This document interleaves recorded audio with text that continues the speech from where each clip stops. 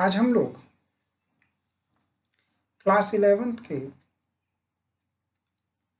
Business studies के unit 1 जिसका कि टॉपिक का नाम है nature and purpose of business. Nature and purpose of business.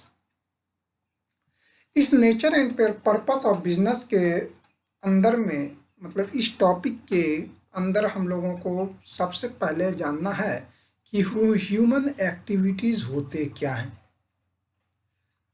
तो ह्यूमन यानी मानव और एक्टिविटीज के कारनामे।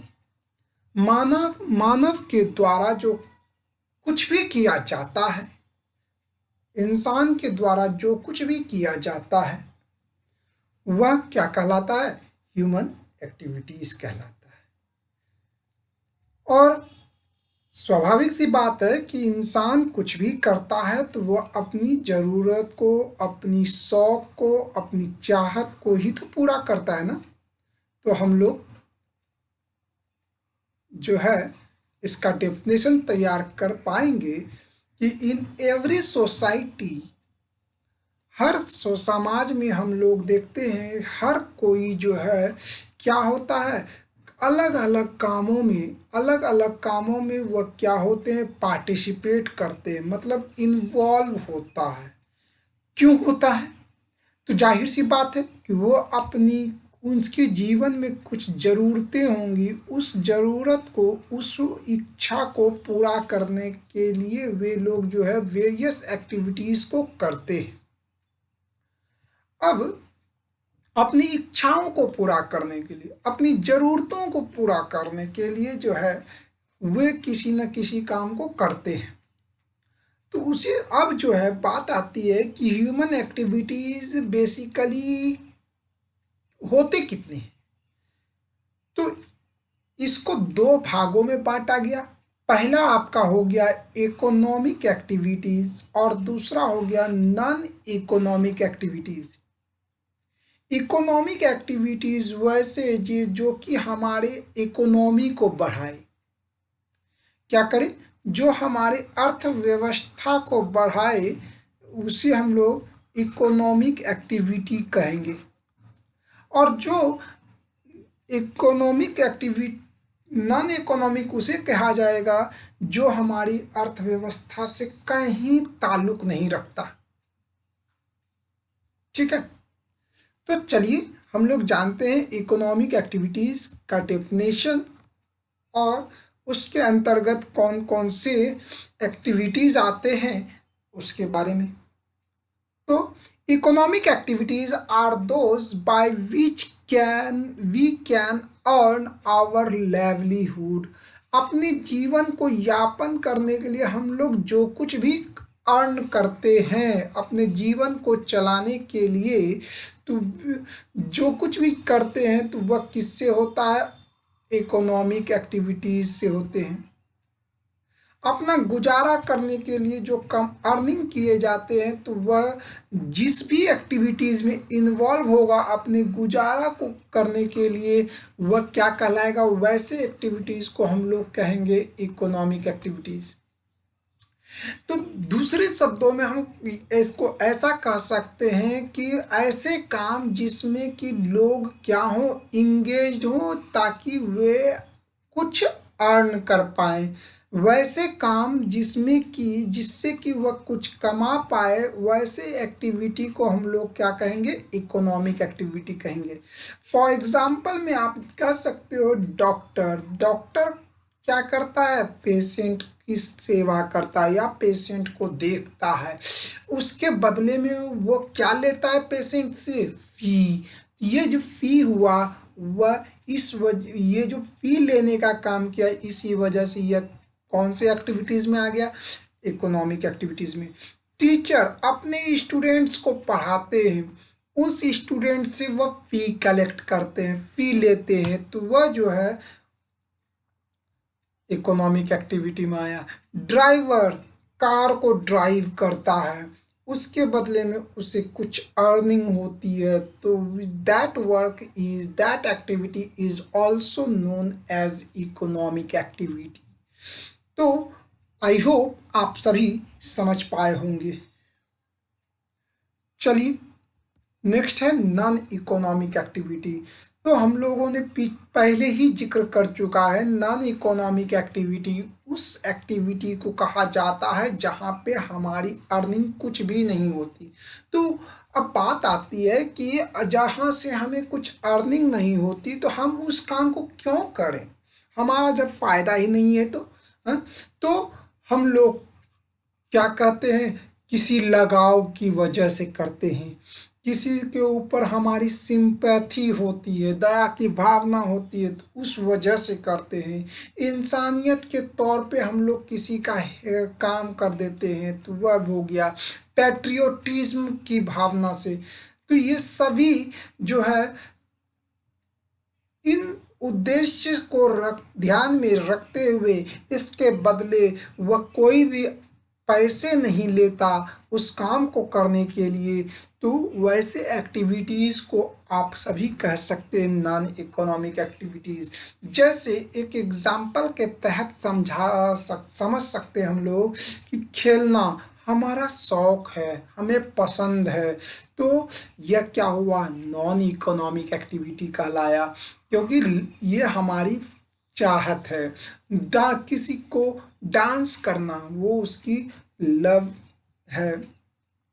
गिविंग डोनेशन, ये अभी कोविड-19 के समय में हम कई सारे लोगों ने क्या किया, डोनेट किया, जिनको जितना बन पाया। तो ये क्या हुआ, पेट्रियोटिज्म को बताता है, ह्यूमैनिटी को भी बताता है। तो इस एक्टिविटी को हम लोग नॉन इकोनॉमिक एक्टिविटी कहते हैं। घर में माँ जो है हमारे लिए खाना पकाती हैं, तो वह उस काम के बदले जो है कुछ पैसे नहीं लेती, कुछ तनख्वाह नहीं लेती, उन्हें सैलरी नहीं मिलते, उन्हें वेजेस नहीं मिलते, कुछ भी नहीं मिलते। तो ये क्या हुआ, नॉन इकोनॉमिक एक्टिविटीज़ में आया। एक लड़का किसी बूढ़े इंसान को क्या कर रहा है, रोड पास करवा रहा है, रोड पार करवाने में उनकी मदद कर रहा है। तो वैसे एक्टिविटीज़ को हम लोग नॉन इकोनॉमिक एक्टिविटीज़ कहते हैं। चलिए आगे नेक्स्ट। अब types of economic activities, economic activities कितने प्रकार के होते हैं, तो इसको डिस्टिंग्विश किया गया है 3 कैटेगरीज में। पहला हो गया बिजनेस, दूसरा हो गया प्रोफेशन और तीसरा हो गया employment.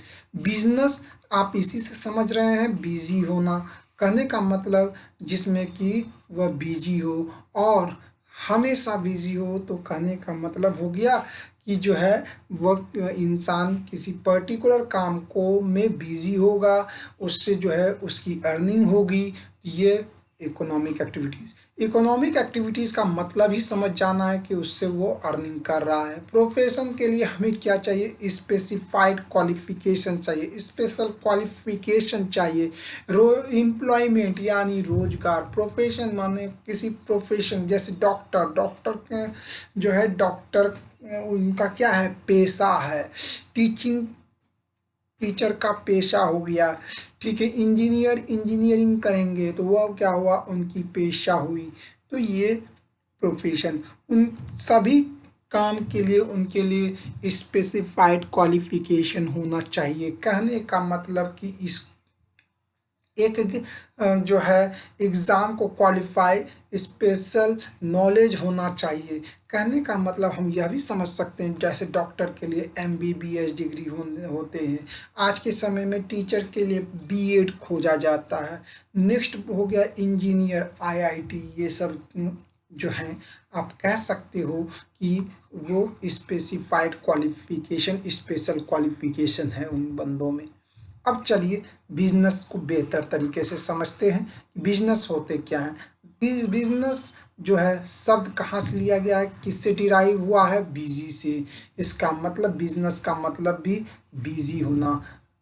However, in specific sense, business refers to an occupation in which people regularly engage themselves with a view to earn profit.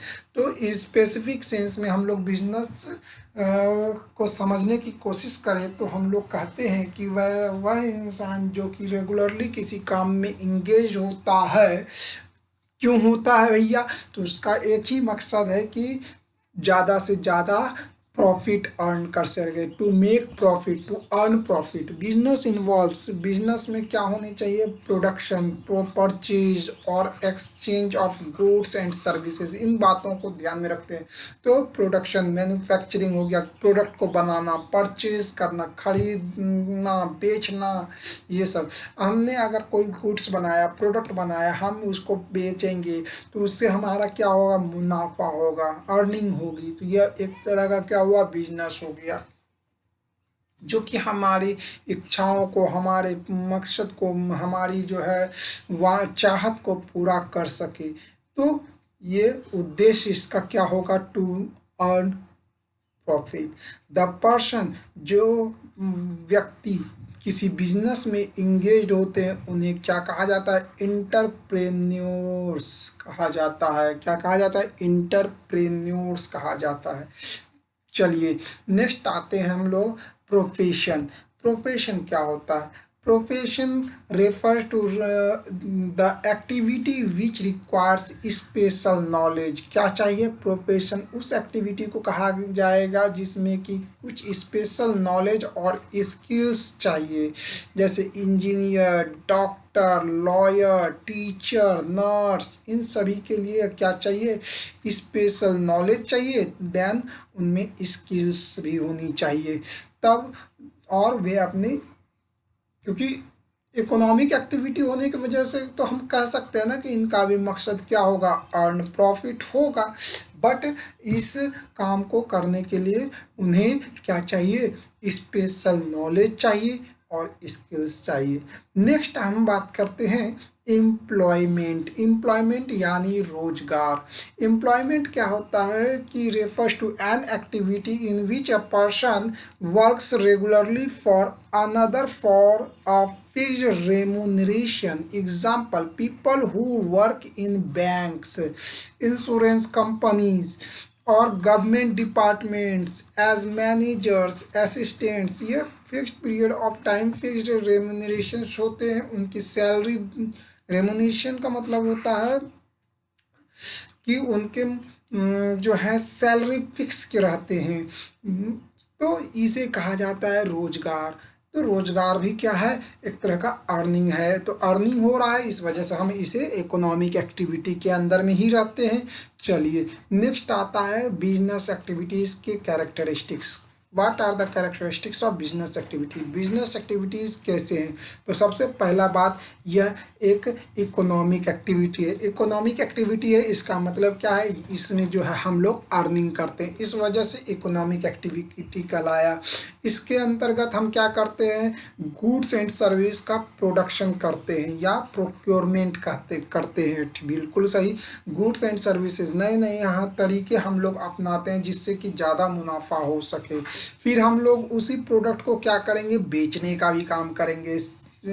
तो सेल और exchange of goods and services for the satisfaction of human needs. इंसान के ज़रूरत के हिसाब से हम जो है गुड्स को बेचने का भी काम करेंगे। फिर हम लोग जो है रोज़ कस्टमर से डीलिंग क्या करते हैं? रेगुलर बेसिस पे। क्यों? क्योंकि जो है हमारा मकसद होता है, इस ताक में हम लोग रहते हैं कि ज़्यादा से ज़्यादा हम लोगों को क्या हो सके? मुनाफा हो सके। इस वजह से हम लोग ये काम को रेगुलर बेसिस में करते हैं, बिजनेस को। प्रॉफिट अर्निंग, ठीक है, रेगुलर बेसिस में करेंगे तो ये प्रॉफिट अर्निंग हुई होगा।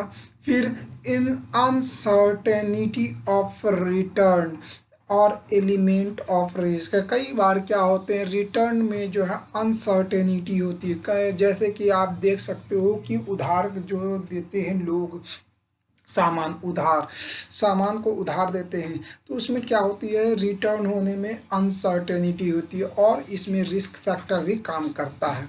ठीक है, कई बार क्या होता है, इसमें लॉसेस भी हो जाते हैं। तो ये जो है एलिमेंट ऑफ रिस्क कहलाया।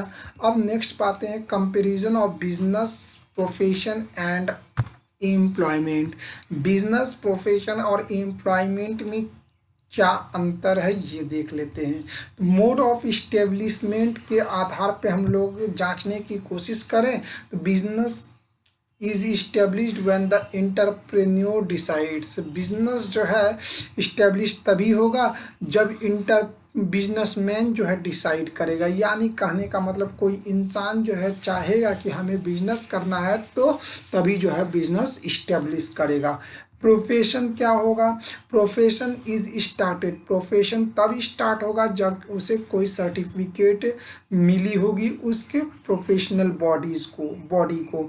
एम्प्लॉयमेंट के लिए क्या है? Employment begins after getting the appointment letter. Employment तब शुरू होगा जब एम्प्लॉयर को क्या मिलेगा? अपॉइंटमेंट लेटर मिलेगा, यानी ज्वाइनिंग लेटर मिलेगा, तभी तो वो एम्प्लॉयमेंट को कर सकता है। प्रोफेशन में हमको क्या चाहिए? पर्टिकुलर स्पेसिफिक सर्टिफिकेट चाहिए। ठीक है। अब नेक्स्ट आता है नेचर ऑफ वर्क। इसके वर्क के नेचर क्या हैं? तो बिजनेस इंक्लूड्स, इसमें जो है बाइंग एंड सेलिंग करना पड़ता है गुड्स और सर्विसेज, मतलब कि सामान का बेचना और खरीदना, और सर्विसेज यानी सेवा प्रदान करना। तो ये बिजनेस का क्या है? नेचर हुआ। प्रोफेशन का नेचर क्या है कि rendering personalise service of expert nature. ये क्या करते हैं कि पर्सनलाइज सर्विस मतलब कि एक्सपर्ट के तरह जो है सुझाव देने का भी काम कर सकते हैं। तो ये उसका नेचर है। Employment includes performing the work as per the service contract. Service जो उनसे मांग करेगी उस बेसिस पे जो है एम्प्लॉयमेंट परफॉर्म किए जाएंगे। नेक्स्ट है क्वालिफिकेशन। तो कहा जाता है कि इसमें मिनिमम क्वालिफिकेशन कितनी होनी चाहिए? किसी भी बिजनेस को सेटअप करने के लिए, बिजनेस को इस्टेब्लिश करने के लिए हमें जो है कोई क्वालिफिकेशन की आवश्यकता नहीं पड़ती है। ठीक है। प्रोफेशन को करने के लिए प्रोफेशनल डिग्री का होना जरूरी है। किसी फील्ड में जो है स्पेसिफिक फील्ड में प्रोफेशनल डिग्री होनी चाहिए। नेक्स्ट है employer. An employ needs the qualification and training. Qualification चाहिए और ट्रेनिंग चाहिए। जैसे कोई एक एग्ज़ाम होते हैं, कई सारे एग्ज़ाम होते हैं, तो उनमें जो है स्पेसिफिक क्वालिफिकेशन मांगे जाते हैं और उस क्वालिफिकेशंस के आधार पे उनकी एग्जामिनेशंस होती है। फिर वो उस एंट्रेंस एग्ज़ाम को पास करने के बाद उन्हें, जब वो क्वालिफाई हो जाते हैं तो उन्हें ट्रेनिंग दी जाती है। ठीक है। नेक्स्ट है रिटर्न ऑफ रिवार्ड्स। उन्हें मिलता क्या है? Business gets the return in the form of profit. Business को रिटर्न में प्रॉफिट के तौर पे। प्रोफेशनल चार्जेस उनके जो है रिटर्न ऑफ रिवार्ड्स होते हैं। फी, कंसल्टेंसी फीस जैसे कह सकते हो। और एम्प्लॉयज़ को सैलरी मिलता है, वेजेस मिलते हैं उनके काम के बदले। तो ये उनके रिटर्न ऑफ रिवार्ड्स हुए। कैपिटल इन्वेस्टमेंट क्या है? Business needs investment. किसी भी बिजनेस को स्टार्टअप करने के लिए, इस्टेब्लिश करने के लिए हमें क्या चाहिए? इन्वेस्टमेंट चाहिए। और कैसा बिजनेस है और उसकी नेचर क्या है उसकी भी जानकारी होनी चाहिए, उनको भी ध्यान पर। मतलब छोटे बिजनेस होंगे तो छोटा इन्वेस्टमेंट चाहिए, बड़े बिजनेस होंगे तो बड़े। Only initial investment is required in case of a profession. तो इसमें इनिशियल शुरुआत में ही इन्वेस्टमेंट है, उसके बाद जो है क्या होता है? कोई इन्वेस्टमेंट नहीं है। फिर एम्प्लॉयमेंट में नो कैपिटल इन्वेस्टमेंट, इसमें कोई इन्वेस्टमेंट नहीं करने पड़ते। रिस्क क्या है? बिजनेस में क्या होता है? प्रॉफिट्स अनसर्टन होते हैं और इरेगुलर होता है, मतलब कि कभी भी प्रॉफिट हो सकता है, और जो है इसमें रिस्क हमेशा मौजूद होते हैं। ठीक है। Professional face less risk. Professionals में रिस्क नहीं होते। Fee charge in generally regular and certain. Fee जो चार्ज किए जाते हैं जैसे स्कूल फी हो गया, ट्यूशन फी हो गया, तो ये तो रेगुलर और सर्टन होते हैं, तो इसमें लेस रिस्क होते हैं। और एम्प्लॉयमेंट में क्या है, नो रिस्क, और इन्हें जो है फिक्स्ड पेमेंट मिलता है, रेगुलर पेमेंट मिलता है। तो सबसे ज़्यादा रिस्क किस में होगा, तो जाहिर सी बात है बिजनेस में। तो सबसे ज़्यादा भी मुनाफा, जो सबसे ज़्यादा रिस्क उठाएगा तो मुनाफा भी तो वही कमाएगा ना, तो इसलिए बिजनेसमैन अमीर होते हैं। Code of conduct, no code of conduct is prescribed in, करने का मतलब इनके क्या रूल्स एंड रेगुलेशंस है, तो इसके कोई भी रूल्स एंड रेगुलेशंस नहीं है। प्रोफेशनल में क्या होना चाहिए कि प्रोफेशनल कोड ऑफ कंडक्ट को फॉलो करना पड़ता है, जैसे कि स्कूल में ही जाते हो तो किसी एक पर्टिकुलर रूल्स एंड रेगुलेशंस को फॉलो करना पड़ता है। तो इसमें जो है बिहेवियर बहुत बड़ा मायने रखता है एम्प्लॉयर्स के लिए, ताकि जो है जो भी कस्टमर्स हुए, जैसे बैंकिंग में चले आओ, तो अगर बैंकर्स जो है कस्टमर के साथ अच्छे से डीलिंग नहीं करेगा तो उनके यहाँ जो है वो कस्टमर्स ज़्यादा से ज़्यादा नहीं आएंगे। तो एक तरह से कह सकते हो आप कि जो है क्या हो गया, कोड ऑफ कंडक्ट को मेंटेन करना पड़ता है। तो चलिए, ऑब्जेक्टिव्स ऑफ बिजनेस, बिजनेस का ऑब्जेक्टिव्स क्या है, तो सबसे पहला जो है हम लोगों को मन में तो यही हो रहा होगा कि ऑब्जेक्टिव्स यही होना चाहिए कि मेक मोर प्रॉफिट। बिल्कुल सही बात है, वो तो है ही। इसके अलावा भी an objective is the starting point of the business. Objective क्या होना चाहिए, किस पर्पस वो बताने की कोशिश करेंगे कि हमें जो है बिजनेस करने क्यों है, हमें बिजनेस करने क्यों है, तो ये ऑब्जेक्टिव्स हम लोगों को देखने पड़ते हैं। It refers to the aim because of which a business unit is about to existence. कहने का मतलब है कि ये जो है हमारी मकसद को, कि हमारा एम क्या है, हमें कौन से बिजनेस को सेटअप करने। कई लोग जो है कपड़े की का बिजनेस करते हैं, कई सारे जो है होलसेल का बिजनेस करते हैं, तो ये सारी बातें हैं। इसका ऑब्जेक्टिव्स क्या है, मार्केट स्टैंडिंग होना चाहिए, इनोवेशंस मतलब क्रिएटिव माइंड होने चाहिए, प्रोडक्टिविटी मतलब कि नया नया प्रोडक्शन हो लॉन्च करना होगा, फिजिकल एंड फाइनेंशियल रिसोर्सेज की आवश्यकता पड़ती है, अर्निंग प्रॉफिट होने चाहिए। देख लीजिए, मैनेजर परफॉर्मेंस मतलब कि परफॉर्म करना होगा कि हाउ टू मैनेज सारी चीज़ें, एक्सपेंडिचर एंड इनकम। और बीच बीच में हम लोगों को डेवलपमेंट मतलब कि और भी बेहतर बनाने के लिए हमें क्या करने होंगे, नए नए स्कीम्स लॉन्च करने होंगे, वर्कर परफॉर्मेंस और एटीट्यूड, फिर सोशल रिस्पॉन्सिबिलिटीज़ को भी ध्यान में रखने होंगे। Factors to be considered while starting a business, कौन कौन से फैक्टर्स पे हम लोगों को ध्यान में रखना है, ये बातें हम लोग जो है चलिए जिक्र करते हैं। सबसे पहला है लाइन ऑफ बिजनेस, कौन से बिजनेस को हम लोग क्या करना चाहते हैं, इस्टेब्लिश करना चाहते हैं। अब फर्म का साइज क्या है, लार्ज है कि स्मॉल है। Ownership, choice of form of ownership, ownership जो है ये उनका चॉइस मतलब कि इंडिविजुअल है कि पार्टनरशिप है, इस तरीके से। लोकेशन ऑफ बिजनेस इंटरप्राइज, अब वो लोकेशन सेट करने होते हैं, इसमें फाइनेंस कहाँ से हम लोग क्रिएट करेंगे, फिर कई हम लोग फिजिकल फैसिलिटीज़ क्या होंगी, कैस हमने कौन उनसे जो है क्या मिलेगा, हमने जो प्लांट सेटअप किया, कहने का मतलब बिजनेस सेटअप किया तो उससे जो है प्लान लेआउट होने चाहिए, मतलब कि प्लान भी बनाना होगा। और नेक्स्ट बातें हैं कि उनसे हमें क्या फ़ायदे मिलने वाले हैं। कम्पिटेंट एंड कमिटेड वर्क, मतलब कि हम लोगों को कंपटीशंस भी करने होंगे ताकि हम लोग ज़्यादा से ज़्यादा क्या हो सके, ग्रो कर सकें, ज़्यादा से ज़्यादा ग्रो कर सकें, और वर्क फोर्स के लिए हमेशा ध्यान करने होंगे। फिर टैक्स प्लानिंग करने होंगे और लॉन्चिंग ऑफ इंटरप्राइज, नए नए स्कीम्स लॉन्च करने पड़ते हैं ताकि जो है ज़्यादा से ज़्यादा कस्टमर्स हमारी तरफ रुझाव मतलब अट्रैक्ट हो। बिजनेस रिस्क क्या हो गया, तो the term business risk refers to the possibility of inadequate profits or even losses due to uncertainties और अनएक्सपेक्टेड इवेंट्स। हम लोगों ने पहले भी बात कर चुकी है। बिजनेस रिस्क क्या होता है कि वैसा इनएडिक्वेट, न चाहते हुए प्रॉफिट या लॉस, ये क्या हुआ, बिजनेस रिस्क होते हैं। लॉस, लेकिन ये क्या है, अनएक्सपेक्टेड इवेंट्स पे हो जाते हैं। Business enterprises constantly face two types of risk. Business enterprises को बेसिकली जो है दो तरह के रिस्क फेस करने पड़ते हैं। एक हो गया स्पेकुलेटिव रिस्क और दूसरा हो गया प्योर रिस्क। स्पेकुलेटिव रिस्क क्या होते हैं, इसमें जो है चांसेस होता है गेन का भी और कुछ पॉसिबिलिटीज लॉस की भी।